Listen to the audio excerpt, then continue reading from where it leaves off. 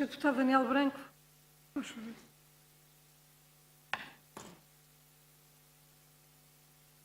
Boa tarde. Eu não vou fazer muitas perguntas, nem pôr muitas questões, mas há uma coisa que para mim fica evidente no que nós estivemos a ver.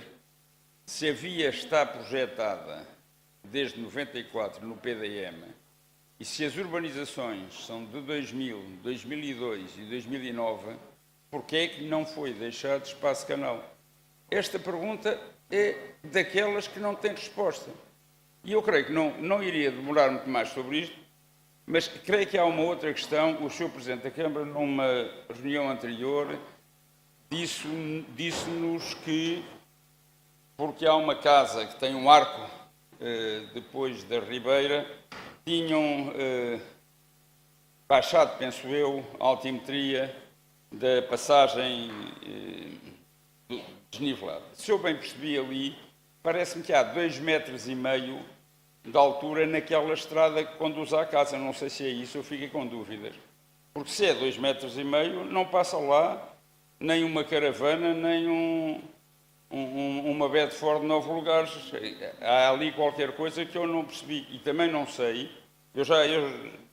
há mais de um ano, quando tive esta noção da via longe do norte-sul, andei por lá, andei a ver e visitei aquilo. E sei que aquela estrada leva à casa, mas depois à frente não tem continuação. Portanto, não deve ir para parte nenhuma, mas isso fiquei com dúvidas do que a engenheira referiu. Se os 2,5 metros é de facto daquela altura, não passa ali nada, mas preferia depois que me explicasse. Ia fazer aqui uma declaração simples.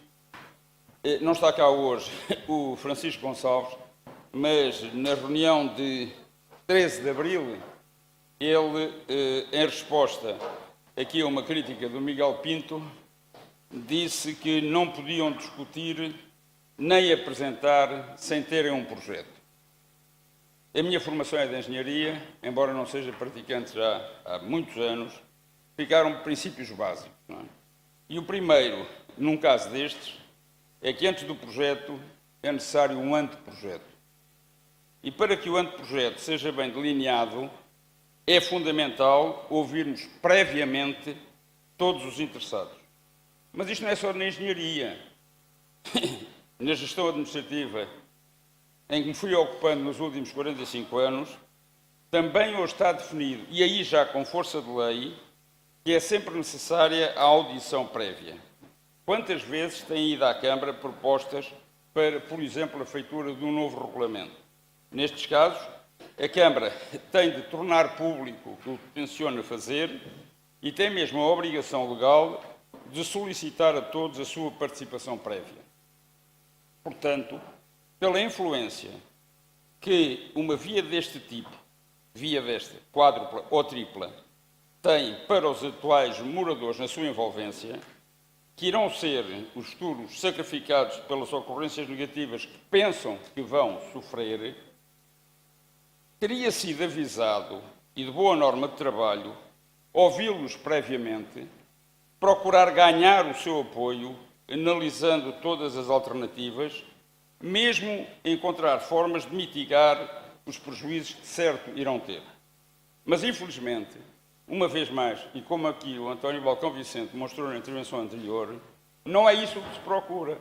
Há crime, perdoem-me, eu disse um disparate, há litígio, há reclamações, e então, em vez de se procurar resolver, reforça-se as razões para que as pessoas estejam em desacordo. Em meu entender, é profundamente errado.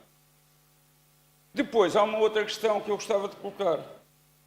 No discurso encomiástico de exaltação do município, o Presidente e o Inove passam a vida a vangloriar-se de sermos quase os melhores do mundo. No caso das habilitações da população, o discurso, e neste caso em coerência com a realidade, é de que temos a população com o mais elevado nível do país.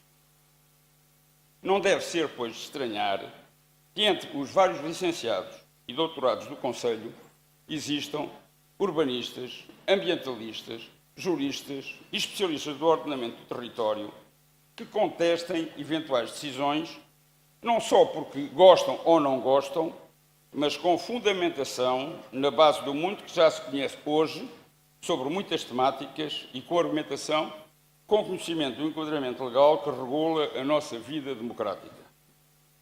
Sobretudo em relação aos aspectos legais que envolvem as ocorrências ambientais e o risco deste tipo de infraestruturas, designadamente o ruído, a proximidade das habitações, o risco de circulação, sobretudo para peões que possam acarretar, existe matéria de vulto para contestar, eventualmente até para derrotar, alguns aspectos deste projeto. Embora no caso presente, e na minha modesta opinião, a concretização da VLS ainda vá demorar o tempo suficiente para que sejam os filhos dos atuais contestatários a terem de continuar a contestar a sua construção, lembro, nesta oportunidade, a situação delicada em que se encontra hoje a Câmara Municipal e diversos membros desta Assembleia por terem decidido em 2014 aprovar o tão falado plano de pormenor da margem direita da Foz do Jamor. Em março último, numa decisão de que eu não conheço antecedentes no nosso ordenamento jurídico, foi o próprio Ministério Público a intentar uma previdência cautelar em curso contra as ilegalidades que, em nosso entendimento e desde a primeira hora, o nosso município cometeu nesse processo desde o início.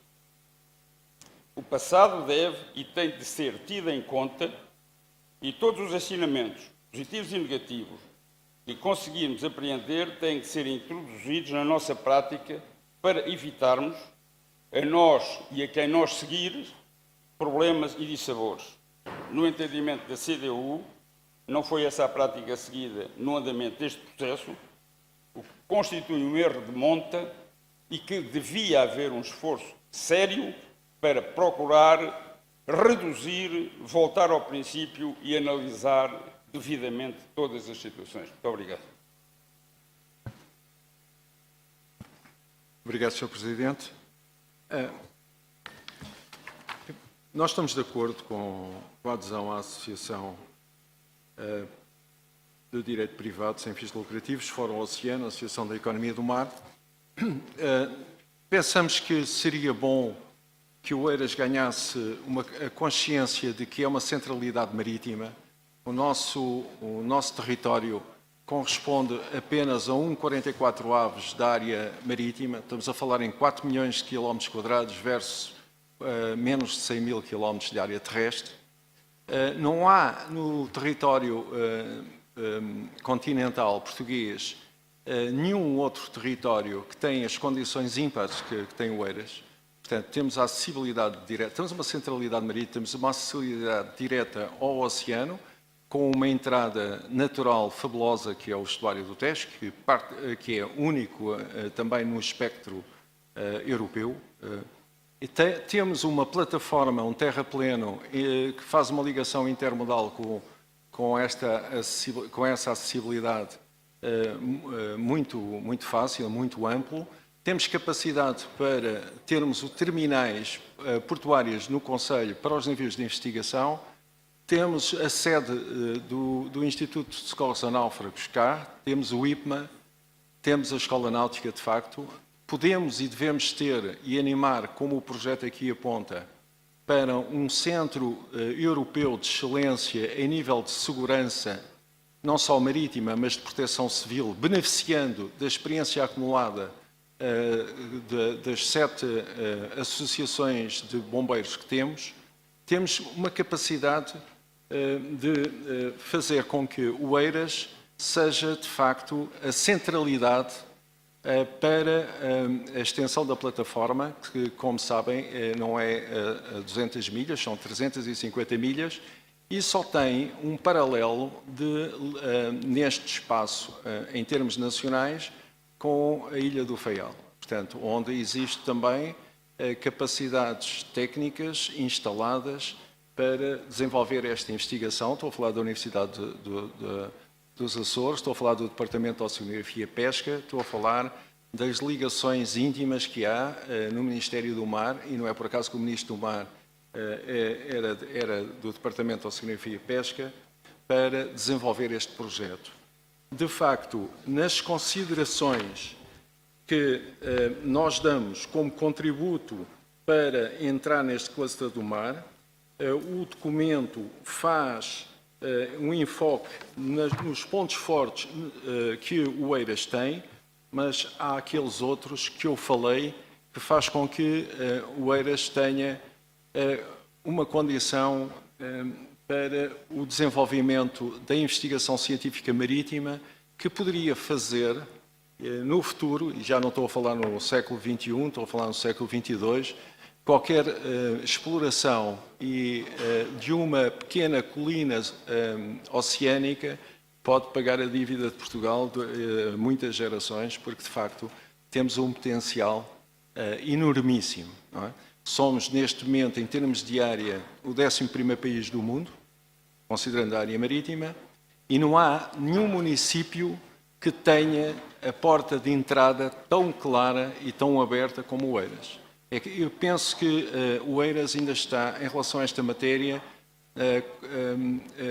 sem a visão estratégica que, de facto, o mar deixou de ter e que pode voltar a ter pelo uso deste espaço ímpar também na área metropolitana de Lisboa, porque não há nenhum município da área metropolitana de Lisboa que tenha o terrapleno onde estas capacidades de investigação marítima possam ser instaladas. Com toda o know-how que o Oeiras tem, devemos, de facto, nos projetos, pensar mais na capacidade que o mar pode dar, não só ao Oeiras, mas ao país, em termos de independência. Muito obrigado, Sr. Presidente.